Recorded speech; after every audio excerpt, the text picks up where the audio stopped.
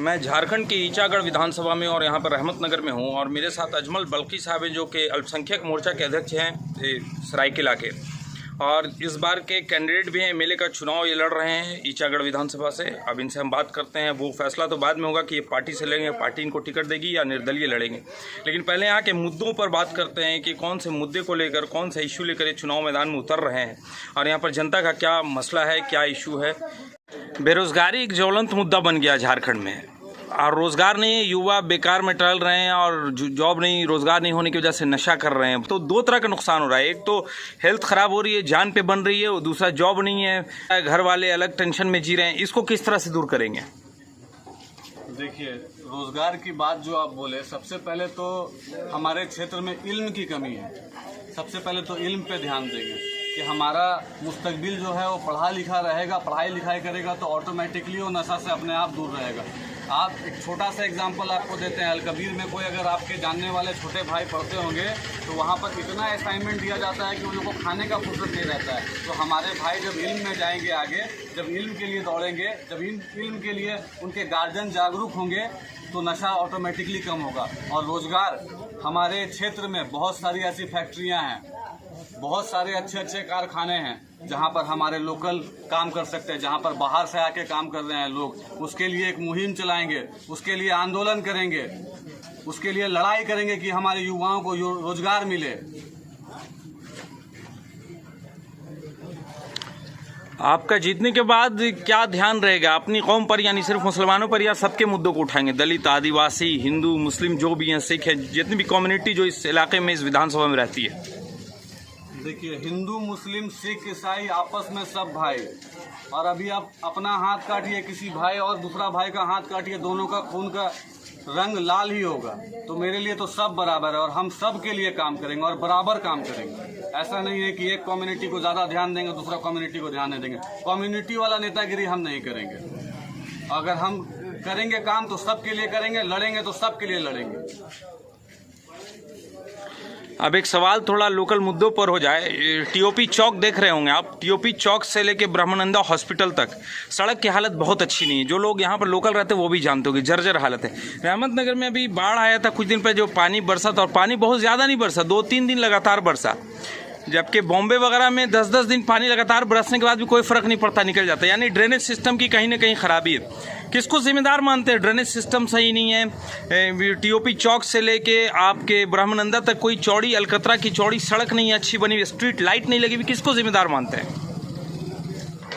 देखिए, इसमें जिम्मेदार तो किसी को अभी बोलना उचित नहीं है, क्योंकि कहीं ना कहीं जनप्रतिनिधियों का भी गलती है। लेकिन जितना फंड सरकार के द्वारा नगर परिषद के पास आएगा उतना ना काम किया जाएगा। और ड्रेनेज सिस्टम की बात जो आपके, ये बहुत अच्छी बात बोले, और इंशाअल्लाह अगर हम लोग मुकाम पर आएंगे तो इसके बारे में ज़रूर प्रयास करेंगे कि ड्रेनेज सिस्टम में कपाली में आए, हर जगह स्ट्रीट लाइट लगे। अब जो हो गया उसके खिलाफ, उस काम से हम लोग खुश नहीं है, तब तो हम लोग बगावत पे आए, तब तो हम लोग अपने हक और अपने अधिकार के लिए लड़ने के लिए मैदान में आए हैं। अगर खुश रहते तो क्यों आते लड़ने के लिए? अगर काम से सेटिस्फाई रहते तो क्यों आते लड़ने के लिए? तो काम से कहीं ना कहीं नाखुश हैं, इसलिए निकले हैं। और बहुत सारा ऐसा मुद्दा है, बहुत कपाली में बहुत ज़्यादा मुद्दा है, लोकल मुद्दा तो बहुत ज़्यादा है, लेकिन जब इख्तियार पे आएंगे इंशाअल्लाह ताला तो सब मुद्दे पे ध्यान देंगे और सब मुद्दे पे काम भी करेंगे इंशाअल्लाह ताला। कपाली का एक बहुत बड़ा मुद्दा है जो कि यहाँ के लोग बरसों से बोलते रहे। अच्छा हॉस्पिटल नहीं है इस इलाके में, कोई सेवा सदन नहीं है, अच्छा स्कूल नहीं है, कोई बड़ा हाई स्कूल यहाँ के बच्चों के लिए, कोई कॉलेज नहीं है। कॉलेज के लिए आपको जमशेदपुर में जाना पड़ता है, वर्कर्स कॉलेज, कोऑपरेटिव कॉलेज इस इलाके में। तो क्या इस इलाके में इंसान नहीं रहते हैं? क्या सारे जानवर हैं जिनके लिए कोई व्यवस्था नहीं है? क्या अब तक की जो भी सरकार यहाँ रही है उसको जिम्मेदार आप मानते हैं? क्या कांग्रेस जिम्मेदार नहीं है? क्या हेमंत सोरेन जिम्मेदार नहीं है? एरिया जो पिछड़ा रहा है, यहाँ का जो डेवलपमेंट नहीं हुआ, कॉलेज स्कूल नहीं खुला, अच्छा अस्पताल नहीं खुला, सड़कों की हालत जर्जर, इसको जिम्मेदार आप सरकार को नहीं मानते? देखिए, सरकार को जिम्मेदार हम नहीं मानते। क्यों? उसका तर्क भी दे रहे हैं आपको। जो हमारे क्षेत्र के जो विधायक हैं वो ना बात लेकर जाएंगे सदन में कि यहाँ पर हॉस्पिटल खुलना चाहिए, कि हेमंत सोरेन जी और मंत्री जी आके यहाँ पर देखेंगे। जिसको हमने चुनकर भेजा सदन में, जो हमारी बात रखेंगे, जिम्मेदार वो है, सरकार जिम्मेदार नहीं है। जिम्मेदार हमारे जनप्रतिनिधि हैं। तो क्या ये कपाली का एरिया इंग्लैंड या अमेरिका में पड़ता है कि हेमंत सोरेन जी को नहीं पता है कि यहाँ पर एक इलाका है, या कांग्रेस को नहीं पता है? ये तो कोई जवाब नहीं है ना। एमएलए मान लीजिए ठीक है, उनकी गलती तो उनको आप हरा के बाहर कीजिएगा, लेकिन हेमंत सोरेन किसी दूसरे मुल्क के वासी नहीं है, आसमान के वासी नहीं, इसी धरती के और इसी राज्य के हैं।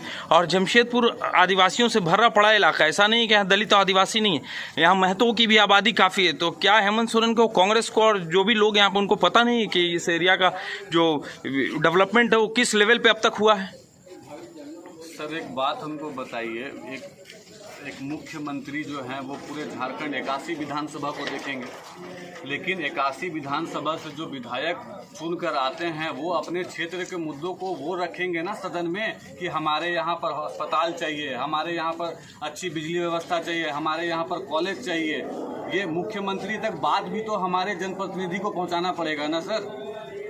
मैं ये बात कह रहा हूँ आपसे, इसमें मैं हेमंत सोरेन और हमारी गठबंधन की सरकार को कुछ नहीं बोल सकता। क्यों? और सब जगह में काम हो रहा है, और सब जगह पे वहाँ के लोकल जो विधायक हैं, वहाँ के जो जनप्रतिनिधि हैं, वो सदन में बात उठा रहे हैं और मुखरता से उठा रहे हैं, लेकिन हमारे जनप्रतिनिधि जो हैं वो सदन में बात ही नहीं उठा रहे हैं हमारी ना।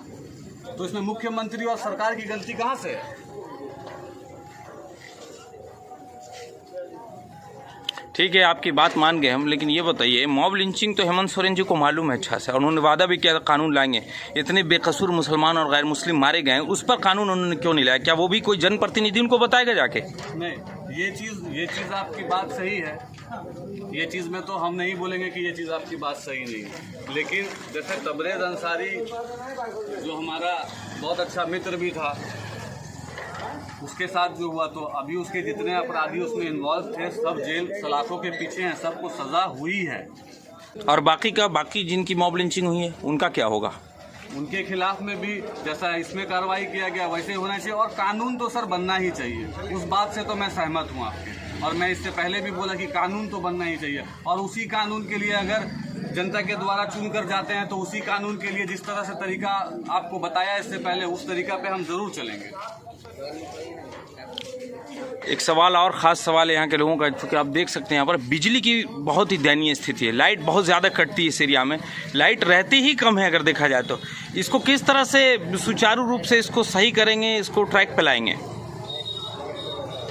सर बिजली की व्यवस्था तो सच बात है कि पूरे ईचागढ़ में बहुत ज़्यादा तकलीफ है बिजली के लिए, लेकिन उसके लिए जैसे कि अभी बिजली का लोड क्या होता है ना सर, कि जहाँ पर 200 कंज्यूमर है वहाँ पर 100 kV का ट्रांसफार्मर लगा हुआ है। तो हम लोग जब आएंगे इख्तियार में तो इंशाल्लाह 100 कंज्यूमर पे 100 kV का ट्रांसफार्मर देने का काम करेंगे इंशाल्लाह ताला।